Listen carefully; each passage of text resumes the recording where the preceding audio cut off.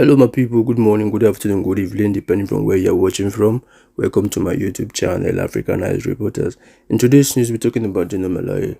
Dino Melaye talks say Peter Obi, time never reached to become president. Your time is not now, forget social media drama, Dino Melaye tells Peter Obi.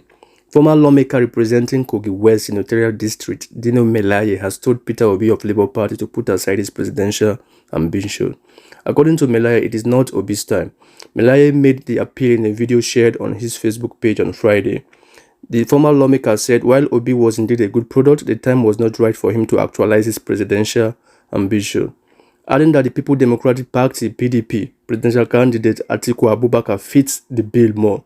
I have listened to your postulations, arguments, deliveries and campaigns, and I can see 90% of your campaigns are dwelling on reducing the cost of governance. Forget social media drama and wait for the right time, Melaye said. So what are your thoughts on what Dino Melaye said? And please, if you're new to this my channel, don't forget to subscribe and also click on the notification button in order to be the first to get notified whenever we post a new video. Thanks. Fellow countrymen and women, I'm here to address you once again in the course of our nation's history. I'm here to address Nigerians, especially on my brother and friend, the former governor of Anambra State and the former vice presidential candidate of our political party, Peter Obi. Peter Obi is one of the finest Nigerians who is intellectually mobile and administratively sagacious. He's a great Nigerian, and by the grace of God, he has the potential of being a great president in the nearest future. I celebrate you, Peter Obi. And I celebrate your movement for a new Nigeria. I celebrate your conscientization of the Nigerian youth and public on governance and building a new Nigeria. But I want to advise that your time is not now, because you will have to wait for your time. I've listened to your postulations, I've listened to your arguments, I've listened to your deliveries, I've listened to your campaigns, and I can say that 90% of your campaign is dwelling on reducing the cost of governance. I mean, most of your campaigns is around cutting the costs of governance. And I want to tell you that the problem of this country is beyond just cutting the cost of governance. The problem of this country is beyond reducing the cost of governance. I'm not saying that it's deceptive, I'm not saying it's pretentious, but I'm telling you that it is less than 1% of our national problem. Beyond cutting the cost of governance, and I want to say that cutting the cost of governance, you don't need to be a president to cut the cost of governance. If you have a very effective Minister of Finance, you have a very effective Minister of Budget and Planning, you have a very effective CBN governor, you can cut and governance. You have a very effective chairman of the economic team. You can cut governance with the cooperation of a president. But I want to say that that is not our major problem today in this country. What we need today in Nigeria is to unify this country. Nigeria has never been this divided in our national history. Not even during the Civil War are we this divided. There is no trust between the North and the South.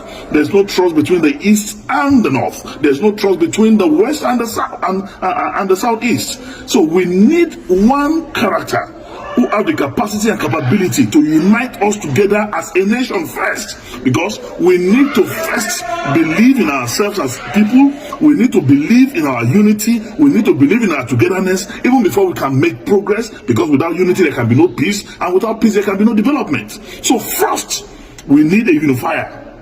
Who can unify this country? Today I want to ask sincerely Peter Obi and his supporters, can Peter Obi be trusted by a typical Katsina man or somebody from the northern part of this country?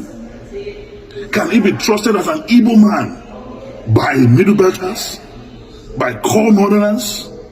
The answer, in every sincerity of purpose of heart and commitment, is no. So we need one Nigeria who is going to be trusted by every part of this country, who the North will believe in, who the South will believe in.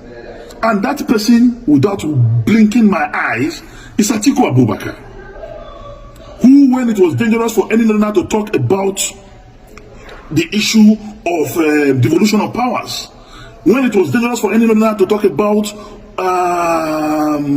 the issue of restructuring, he did with every boldness in him. Today, Atiku Abubakar married a Yoruba man, have Yoruba sons.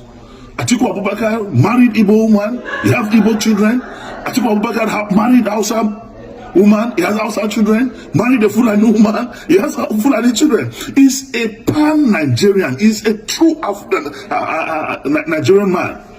Only him, among those who are candidates of presidential, who are candidates of any political party today, seeking for the presidency of this country, have the capacity and potential to bring us together as a nation. So I want to say, it is time for us to think. I encourage the crusade, the movement started by Peter Obi to continue.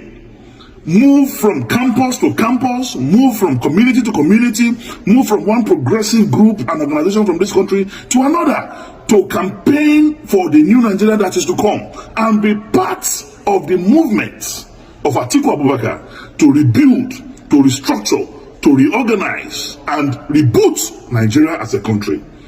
We must speak the truth, and the truth is the truth. You are a great Nigerian. I salute your political and intellectual sagacity. You are one Nigerian that I know. Tomorrow, there's a space for you. But for today, let us forget the social media drama. Let us forget the diaspora euphoria. The truth of the matter is we need a unifier. We need one Nigerian that can solve the problem of insecurity in this country. We need a Nigerian that will have intel from every security facet of our national life. We need a Nigerian that will get intel from Cameroon, from Chad, from Mali, from Benin.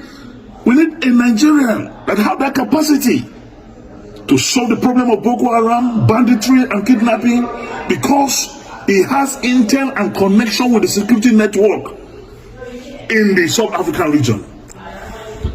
And that's Nigerian today. It's Atiku Abubakar.